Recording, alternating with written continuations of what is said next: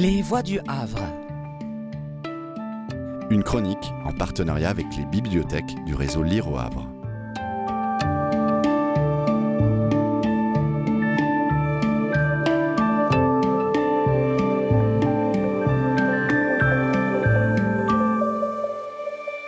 Je vais vous lire un extrait de Milarepa d'Éric Emmanuel Schmitt aux éditions Albin Michel. Tout a commencé par un rêve. De hautes montagnes, une bâtisse posée sur les rochers, une bâtisse rouge, d'un rouge assourdi, un rouge de soleil couchant. Plus bas, des carcasses de chiens qui pourrissaient dans un nuage de mouches. Le vent me pliait. Dans mon rêve, je me tenais sur mes 2 pieds, mais j'avais l'impression d'être très haut, plus haut que moi-même, au-dessus d'un corps assez fin, sec comme une aile de papillon. C'était mon corps et ce n'était pas le mien. Dans mon sang circulait une haine intarissable qui me poussait à chercher sur les sentiers un homme que je voulais tuer avec mon bâton. La haine était si forte, un lait noir bouillonnant, qu'elle finit par déborder et qu'elle me réveilla. Je me retrouvais avec moi, rien que moi, dans mes draps ordinaires, ma chambre de Montmartre sous un ciel parisien. Le rêve m'amusa. Mais le rêve revint. D'où viennent les rêves? Et pourquoi celui-là fondait-il sur moi? Toutes les nuits, je me retrouvais sur les longs chemins pierreux avec cette vengeance au cœur. Et toujours ces cadavres de chiens et ce bâton dans ma paume qui cherchait l'homme qu'il devait assommer. J'ai commencé à prendre peur.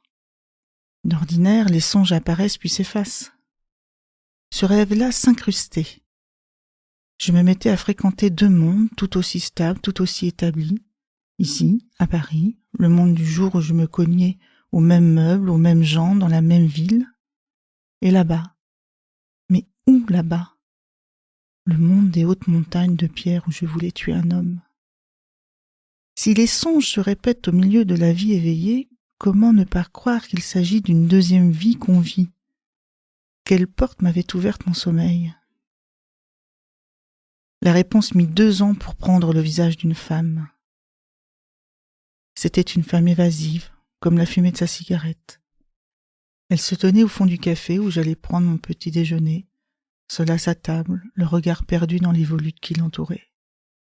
Je croquais mon croissant en la fixant, sans arrière-pensée, comme ça, parce qu'elle faisait partie de ces êtres que l'on observe sans trop savoir pourquoi ils vous attirent. La femme se leva et s'assit en face de moi. Elle me prit le croissant des mains et finit de le croquer. C'était fait si naturellement que je me laissais faire. Puis elle me regarda dans les yeux. « Tu es Svastika, dit-elle.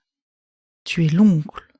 Tu es l'homme par lequel tout arriva, le caillou sur lequel on trébuche au début du chemin. » « Je ne crois pas, dis-je simplement. Je suis Simon. »« Non, dit-elle. »« Mais si, Simon depuis 38 ans. »« Tu ne sais rien, affirma-t-elle de façon coupante. Tu t'appelles Svastika. Tu parcours les montagnes des songes depuis des siècles en essayant de purger ton âme. Tu voudrais te libérer de la haine. Tu n'y arriveras qu'en racontant l'histoire de celui que tu combattis, l'histoire de Milarepa, le plus grand des ermites.